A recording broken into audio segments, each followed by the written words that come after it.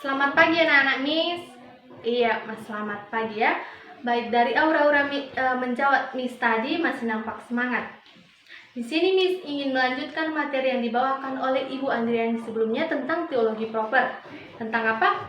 Iya, tentang materi teologi proper. Di mana dalam teologi proper ini menjelaskan tentang doktrin-doktrin Allah.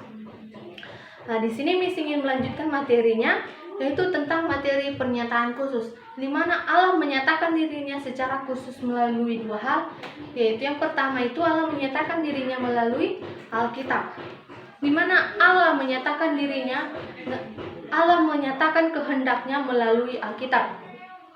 Alkitab ini menuntun kita untuk menuntun manusia kepada keselamatan. Bisa kita buka Alkitab kita. Sebelum Miss membacakan isi Alkitabnya, Miss ingin bertanya, apakah di sini anak-anak Miss membawa Alkitabnya semua? Iya, baik. Semuanya membawa ya. Mari kita buka Alkitab kita, 2 Timotius 3 ayat 15. Baik, Miss akan membacakannya. 2 Timotius 3 ayat 15 menjelaskan tentang atau isi firman Tuhannya itu adalah, ingatlah juga bahwa Allah dari kecil engkau sudah mengenal kitab suci yang dapat memberikan hikmat kepadamu dan menuntun engkau kepada keselamatan. Ya, Alkitab ini menuntun kita atau mengarahkan kita kepada keselamatan.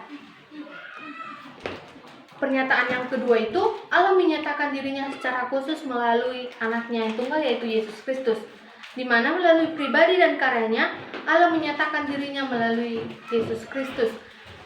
Yesus Kristus juga merupakan suatu pusat pernyataan Allah atau sejarah umat manusia atau sejarah kita. Materi selanjutnya yaitu tentang keberadaan Allah, di mana dalam keberadaan Allah ini ada 5 alasan tentang keberadaan Allah. Alasan yang pertama tentang argumentasi kosmologis, di mana dalam argumentasi kosmologis ini menjelaskan tentang segala sesuatu yang dimulai haruslah mempunyai sebab yang memadai, di mana Allah menciptakan manusia, Allah menciptakan segala ciptaannya mempunyai alasan yang sangat memadai atau mempunyai sebab. Yang alasan yang kedua itu yaitu argumentasi teologis, di mana dalam argumentasi teologis ini menjelaskan tentang tatanan yang teratur dan berdaya guna yang tinggi. Alasan yang ketiga tentang argumentasi antropologis, di mana dalam argumentasi antropologis ini menjelaskan ada alasan tentang fitur moral dan filosofis, ada alasan filosofis. Alasan yang keempat atau argumentasi yang keempat yaitu ontologis, di mana alasan ini memperlihatkan bahwa kita memiliki gagasan tentang Allah, di mana gagasan ini tidak boleh diciptakan atau tidak bisa diciptakan oleh manusia, tetapi gagasan ini diperoleh oleh datanya dari Allah. Alasan yang kelima yaitu argumentasi moral, di mana alasan ini memperlihatkan bahwa setiap orang memiliki kesadaran dan memiliki kewajiban tentang apa yang benar dan wajib dilaksanakan. Materi yang selanjutnya yaitu tentang materi teori-teori antiteistik, di mana dalam teori antiteistik ini ada 6 golongan besar yang menyatakan bahwa atau mengakui pernyataan Allah tentang dirinya. Di mana teori pertama, anteisme. Dalam teori ini, ajaran yang tidak mengakui adanya Allah dalam dirinya. Teori ini menjelaskan bahwa mereka tidak memiliki Allah atau mereka tidak mengakui adanya Allah dalam dirinya. Yang teori yang kedua, anteisme praktis, di mana dalam anteisme praktis ini mengakui bahwa Allah ada entah di mana-mana, Allah dalam mereka ada di mana-mana, mereka tidak mengakui ada Allah dalam dirinya. Teori yang ketiga itu anteisme dogmatis, di mana dalam teori ini menjelaskan atau mengakui bahwa secara terang-terangan mereka tidak mengakui adanya Allah dalam dirinya. Teori yang keempat yaitu anteisme murni, di mana dalam anteisme murni ini menjelaskan tentang setiap menganut tentang anteisme murni, mereka memiliki prinsip bahwa mereka tidak memiliki atau tidak mempercayai bahwa Allah itu ada dalam diri mereka. Teori yang kelima yaitu agnostitisme, di mana dalam teori agnostitisme ini menjelaskan tentang atau ajaran mereka memperlihatkan bahwa Allah itu tidak ada dalam diri mereka. Materi selanjutnya yaitu tentang nama-nama Allah, di mana dalam nama-nama Allah ini Allah menyatakan dirinya melalui berbagai nama. Yang pertama yang digunakan Allah untuk menyatakan dirinya itu yaitu nama El. El artinya Allah, yaitu istilah umum bagi yang ilahi. El ini adalah mereka menggunakan nama El melalui keilahiannya, kepemimpinannya, dan meliputi semua anggota-anggota gagasan yang tunggal. Nama-nama El atau istilah-istilah El ini ada 3 sebutan nama El yang sering dipakai. Yang pertama itu El Epon, yang artinya Allah yang Maha Tinggi. Bisa kita buka dalam Mazmur 78 ayat 35. Miss akan membacakannya, Mazmur 78 ayat 35. Beginilah bunyi firman Tuhan, mereka teringat bahwa Allah adalah gunung batu mereka, dan bahwa Allah yang Maha Tinggi adalah penebus mereka.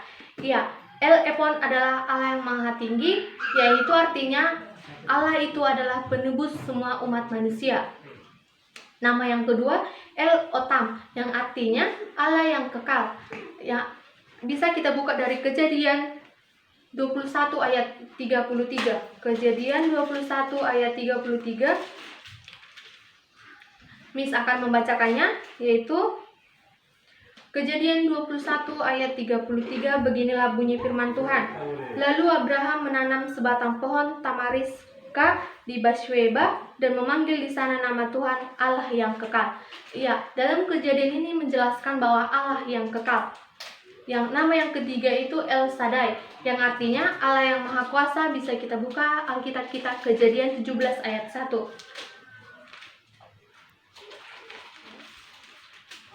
Kejadian 17 ayat 1, beginilah bunyi firman Tuhan.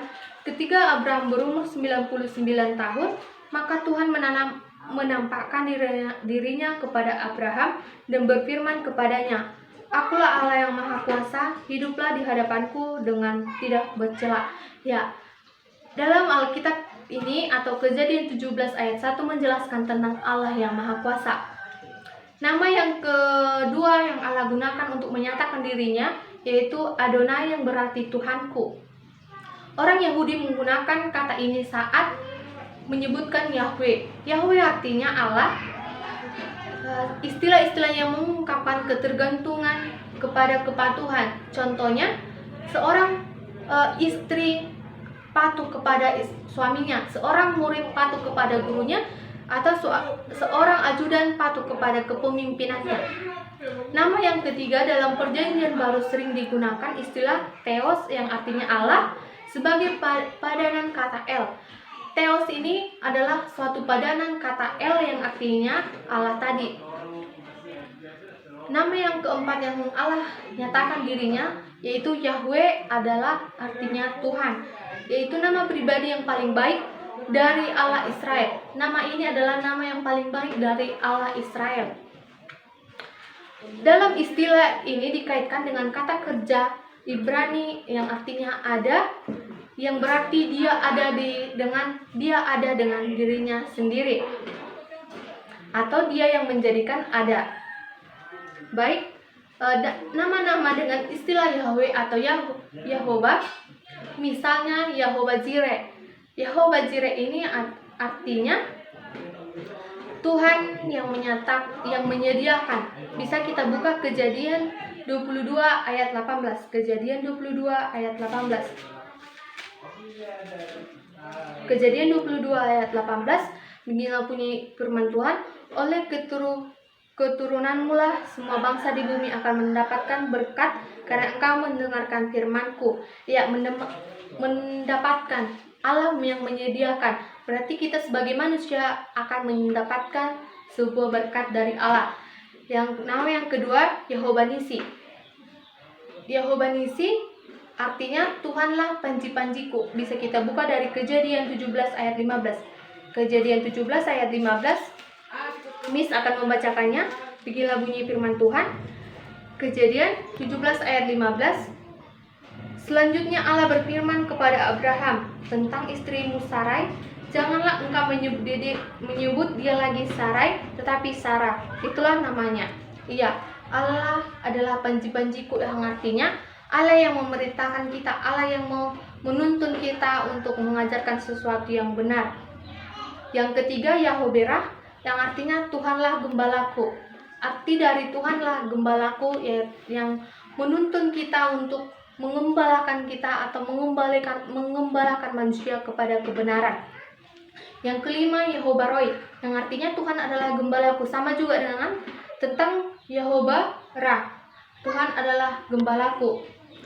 Yang keempat, Yehova Rafa, yang artinya Tuhan adalah yang menyembuhkan. Dalam menyembuhkan ini, kita dapat mengartikan bahwa Allah itu adalah segala penyembuh manusia. Allah itu adalah segala obat penyakit dari manusia. Jika kita menyembah Allah, jika kita memuji dan memuliakan nama Allah, maka kita akan disembuhkan oleh kuasa Roh Allah. Nama yang keenam yaitu Yehova Shalom, yang artinya Tuhan adalah keselamatanku, di mana dalam Allah adalah keselamatan segala umat manusia. Allah adalah yang menyelamatkan manusia dari segala dosa-dosa kita. Yang ketujuh, Yehova Shammah, yang artinya Tuhan hadir di situ, yaitu jika kita memuji nama Tuhan, jika kita pergi ke bait suci, kita menyerahkan seluruh jiwa kita, maka Tuhan akan hadir, akan ada di dalam hati kita manusia. Yang ke-8 yang sering Allah gunakan atau menyatakan dirinya sebagai Allah, yaitu nama Yehova Tisidekena, yang artinya Tuhan keadilan kita, bahwa Tuhan memberikan keadilan kepada manusia untuk menebus semua atau menyerahkan diri kita, maka Tuhan akan memberikan keadilan bagi kita.